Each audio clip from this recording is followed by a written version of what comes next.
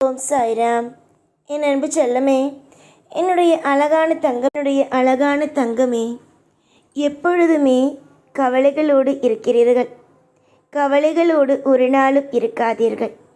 உங்களுக்கு நான் இருக்கிறேன் நல்லதை செய்வதற்காக.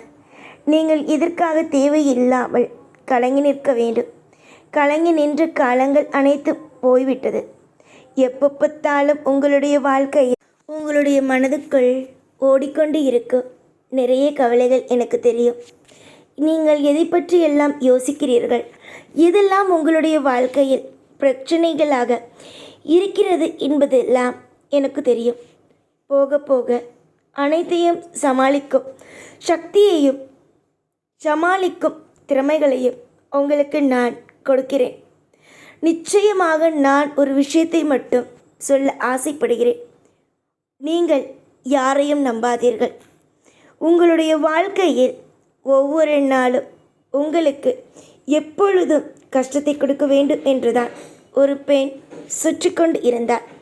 எல்லா விதமான கவலைகளையும் எல்லா விதமான கஷ்டத்தையும் கொடுக்க வேண்டும். எல்லா விதமான இடத்திலேயும் உன்னுடைய வாழ்க்கையில் பெரிய அளவு போராட்டங்களையும் மட்டுமே தான் அந்த பெண் கொடுத்தாள். ஆனால் அந்த பெண்ணுக்கே இப்பொழுது ஆபத்து என்றார் பார். அவ்வளவு பெரிய ஆபத்துகள் எல்லாம் அந்த பெண்ணுக்கு வரப்போகிறது. உன்னை தொட்டு பார்த்தால் முடியுமா? உன்னை தொட்டு பார்த்தால் விட்டு விடுவேனா? உன்னை தொட்டு பார்த்தால் உன்னுடைய வாழ்க்கையில் அவர்களை நிம்மதியாக நான் இருக்க எவ்வாறு விடுவேன்? எல்லாவற்றுக்கும் நான் இருக்கிறேன். எல்லாவற்றுக்கும் உன்னுடைய வாழ்க்கையில் ஒரு மிகப்பெரிய அர்த்தத்தை சொல்ல நான் இருக்கிறேன். நிச்சயமாக இன்றைய சூழ்நிலைகளை பார்க்கும் பொழுது வாழ்க்கை முடிந்தது என்று தோன்றும். வாழ்க்கையில் எதுவும் நல்லது நடக்காது, அவ்வளவுதான் என்று தோன்றும். ஆனால் இதற்கு பிறகு வாழ்க்கையில் நீ பார்க்க போவது அனைத்தும் மாபெரும் நல்ல விஷயம், மாபெரும் வெற்றியான விஷயம், மாபெரும் அற்புதமான விஷயம். வெற்றி உனக்குத்தான்.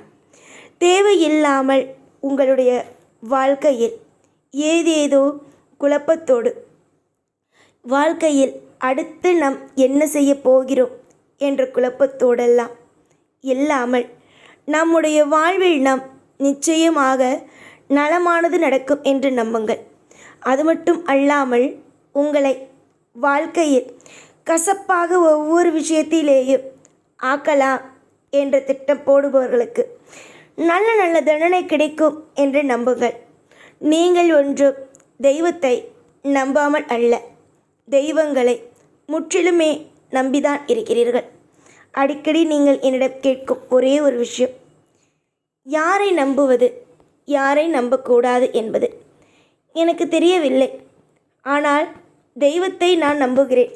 தெய்வம் என்னை காக்கும், தெய்வம் என்னை வழிநடத்தும். நிறைய சந்தர்ப்பங்கள் தெய்வம் எனக்கு கொடுத்திருக்கிறது. இதற்கு பிறகும் எனக்கு தெய்வம் நல்ல நல்ல சந்தர்ப்பத்தை எனக்காக கொடுக்கும் என்பதை நம்புங்கள். கண்டிப்பாக தெய்வம் உங்களுக்கு நல்ல விஷயங்களையே கொடுக்கும். தெய்வங்கள் உங்களை வாட்டி வதைக்கிறது என்றால் அது எதற்காக சொல்லுங்கள் பார்ப்போம்? எதற்காக? நீங்கள் மற்றவர்களை புரிந்து கொள்ள வேண்டும் என்பதற்காக மட்டும்தான். மற்றபடி வேறு எதுவும் அல்ல.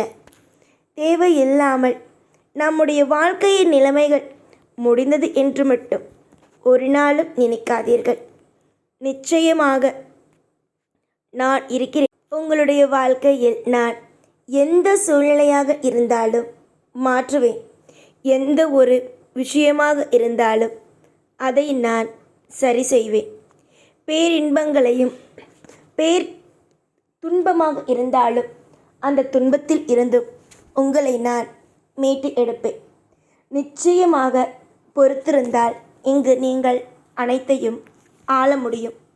கண்டிப்பாக உங்களை ஆள வைக்கத்தான் நான் இருக்கிறேன். இதற்கு பிறகு உங்களுடைய வாழ்வில் நீங்கள் நிச்சயமாக நலமாகவும் வளமாகவும் திருப்தியாகவும் இருப்பீர்கள். நானும் உங்களுக்கு என்றும் உதவியாக இருப்பேன். இந்த வாக்குகளை எப்பொழுதும் மனதுக்குள் வைத்துக்கொள்ளுங்கள். அதை விட்டுவிட்டு வாக்குகள் எப்பொழுதும் எனக்கு நல்லதே நடக்காது, ஐயோ எனக்கு கெட்டது தான் நடக்கும் என்ற மாதிரி எதையும் சொல்லி உங்களை நீங்களே காயப்படுத்தி கொள்ளாதீர்கள். நிச்சயமாக உங்களுக்கான வசதிகளையும் உங்களுக்கான அனைத்து விதமான திட்டங்களையும் கொடுக்க எனக்கு தெரியும். நிச்சயமாக உங்களுடைய வாழ்வில் பேர் இன்பத்தையும் நலம் வளம் யோகம் என்பதையும் என்னாலே கொடுக்க முடியும். நீங்கள் என்றும் நீங்களாக இருங்கள். நான் என்றும் உங்களுக்கு நல்ல ஒரு உதவி செய்யும் நல்ல ஒரு அப்பாவாக என்றும் இருப்பேன்.